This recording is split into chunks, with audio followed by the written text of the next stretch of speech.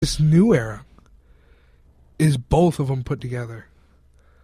Like, oh, I want you to believe this color blue is red, but hey, go on the internet and I'll tell you why it's not. I love your red. analogies. You know what I'm saying? Yeah, I get you. And that's how it is. The fans are too involved with what's going on behind the scenes. Oh, that I completely agree with. There's no shock anymore. Right. That's why people are hating on the product too, because they already know all these spoilers, all these news stories, all these articles that they're reading are pretty much ruining it for everybody. Yeah. So if you don't want to hate the product and if you want to be surprised more, we suggest over here at the Sam and Joe Show that you don't read spoilers, don't read articles, and just watch the damn show every Thursday and every Monday and every pay-per-view. Let me tell you the only shock of the new era that really put me over and made me like him. Okay.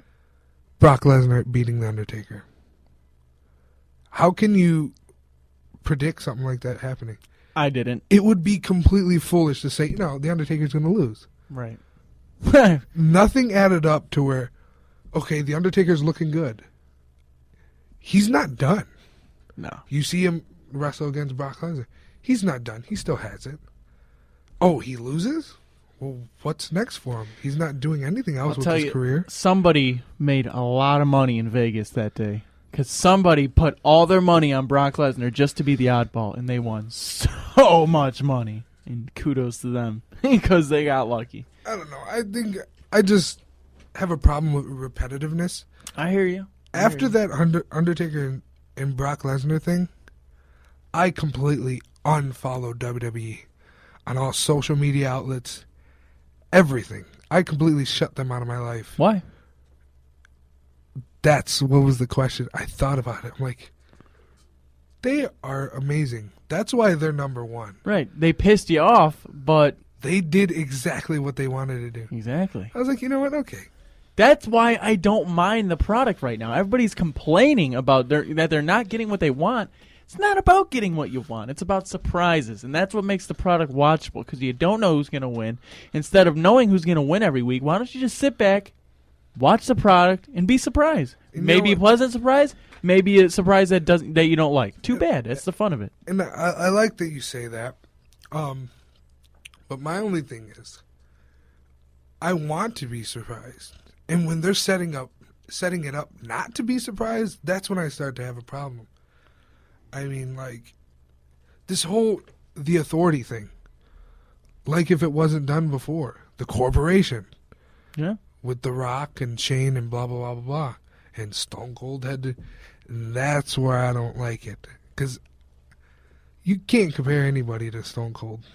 You really can't. You can't. And it's not that even I'm the biggest Stone Cold fan. It's that the amount of stuff that this guy did to the company that made the company number one. If it wasn't for this guy, the company would be nothing. They wouldn't even be there. Exactly. WCW would have won. Yeah. That would have been a sad sight to see. I would have not been a wrestling fan anymore. Well, me neither. But luckily for Stone Cold and everybody else, Stone Cold was awesome, and he saved the company. Yeah. But getting back into that main event here. Yeah, kind of sidetracked. That's all right. Hey, you wanted to hear my thoughts. It made for good conversation. That's all right. Daniel Bryan lost to Roman Reigns. So, WrestleMania, I don't think it's going to turn into a triple threat match anymore. It's going to be Roman Reigns versus Brock Lesnar. I can see this being a good match. Really? If Roman Reigns isn't an idiot. Isn't an idiot, did you say? Yeah, if he actually wrestles. Not throw you into the corner, punch you, turn around. I'm such a dominant force. No, wrestle like you mean it. Wrestle like it's your job. Well, you know what's going to happen, right? Well, Brock Lesnar's going to whoop him. He's going to whoop the crap out of him. And then somewhere in the match, he's going to take some kind of turn for the better and win the match. Oh, you know what? Now that I think about it, you know what was another big surprise that I loved it? Go ahead. Brock Lesnar whooping John Cena. Completely dominating him in that one match where he gave him 16 German suplexes. I don't like Brock Lesnar's moveset either anymore. I used to like it. Yeah, they died his moveset down way too much.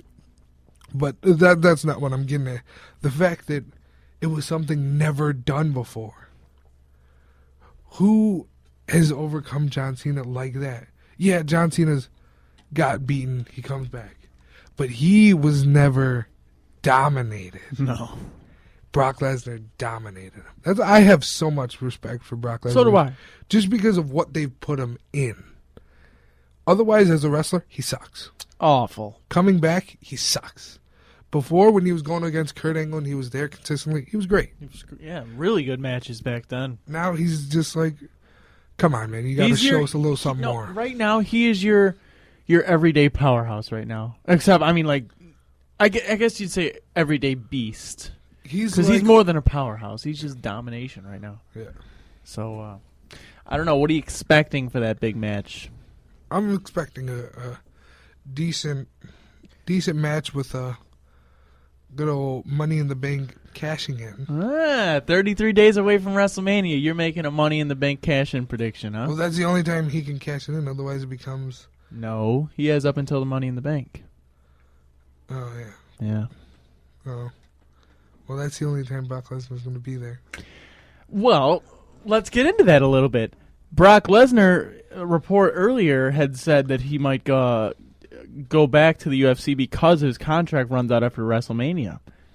Now, there have been multiple reports that he might not go back and that he might re-sign with WWE.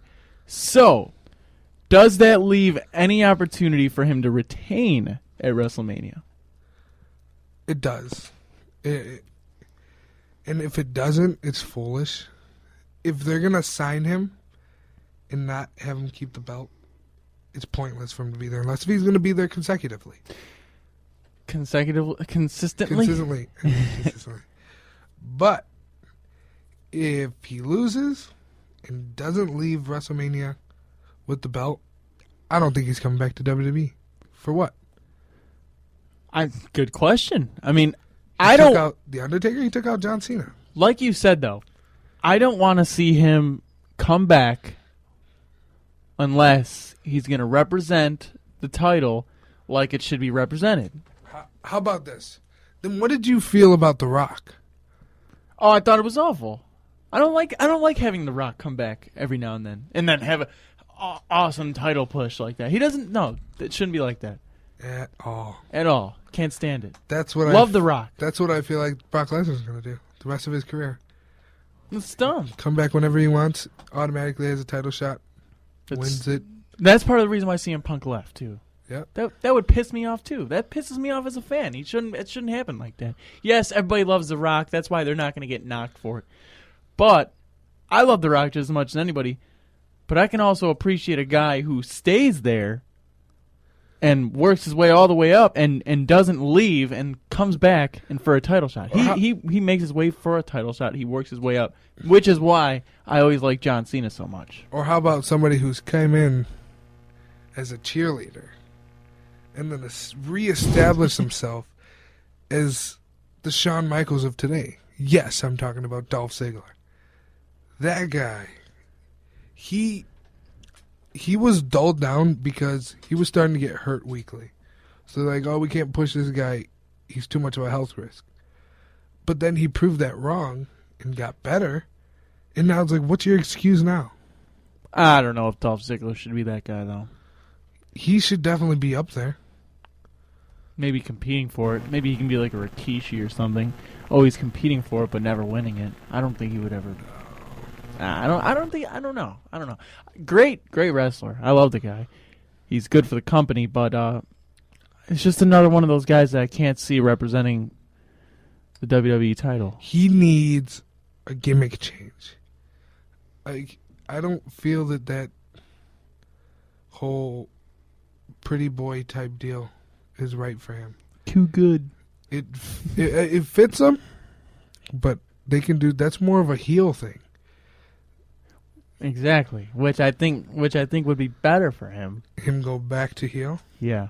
Yeah, he was a really good heel. Yeah, not bad. Very arrogant, and that's why I could see him being the Shawn Michaels of today. The WWE has a lot of options to work with. They can really do anything they want and have it work, really. But one thing I do want to get into before we get out of here is Randy Orton made his return to Raw last night and kind of made amends with the Authority, for now, as I like to say. He shook hands with Seth Rollins, who initially curb stomped him into the announce table, which Orton wasn't seen since then. What do you make of this? Is it going to stay this way? I don't think so. You think Orton's going to turn on him? From the inside out, man. That's how you got to do it. Keep your friends closer and your enemies closer. That's pretty much always what Randy Orton's been about too. He's never been in there to make friends or make fans. He just in there to do his job. They missed out on one of the greatest opportunities with Randy Orton. That Legend Killer thing was amazing. Oh, I loved that. Think about it now. He would end Lesnar, Taker. I would have been very okay with him ending Taker's career. Yep. Bring back The Rock, him and The Rock's career. They could have made Randy Orton the top dog. Mm-hmm. Him and John Cena, the face of the company. I mean, Randy Orton, had great matches. That's for sure. Their matches were amazing. Well, what was better, Cena and Edge or Cena and Orton? Because Cena and Edge had some great matches themselves. Cena, Edge, and Cena and Orton? Yeah. Orton and Cena. Really? Oh, I don't know about that. Cena Edge had some rocking matches. They had some great promos. They had some great behind-the-scenes work. That was a great rivalry. Yeah, but it was... Think about it. It was basically the same thing. I'm not saying it wasn't, but Edge went, beat up his dad. Randy Orton went, beat up his dad. What's up with that? Poor Mr. Cena. Edge and Vicky were... that was just gross. Wherever in the back doing a promo, John Cena goes over there and beats him up. Randy Orton was doing a promo with his wife at his house. Here comes John Cena, whoops him. You know what? It was the same storyline with two different people. I know. That's what I mean by repetitive. Right? You happy Randy Orton's back though?